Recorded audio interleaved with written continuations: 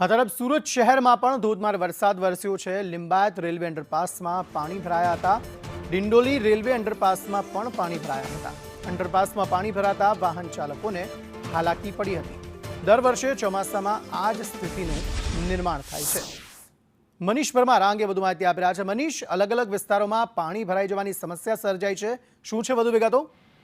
जी बिल्कुल बात करिए तो आ वरसादे सूरत बदली नाखी है और महानगरपालिका तंत्र पापनी पोल है ते खोली नाखी है। त्यारे सूरत शहर में फरीथी जो वरसाद शरू थयो छे ने खास करीने बात करिए तो दिंडोली पांडेसरा ने जोड़तो रोड है अंगारी पानी भराई गया है। अनेक वाहन चालको है आ पानी में जवा पर मजबूर बन्या है और केटलाक वाहन चालकोना वाहन पर बगड़ी गया है।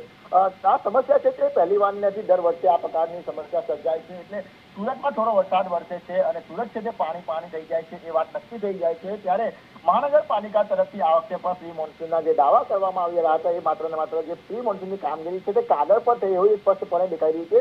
कारण के फरीथी सूरत शहेरमां आ वरसाद वरस्यो छे अने आ वरसादनी अंदर अनेक जग्याए पर पाणी भराવાની જે સમસ્યા છે તે યથાવત છે અને અત્યારે પણ સુરતના આ દિંડોલી વિસ્તારમાં પાણી ભરાવતા અનેક સવાલો મહાનગરપાલિકાની કામગીરી પર ઉઠી રહ્યા છે। જી અંકિત, આભાર સમગ્ર માહિતી આપવા માટે।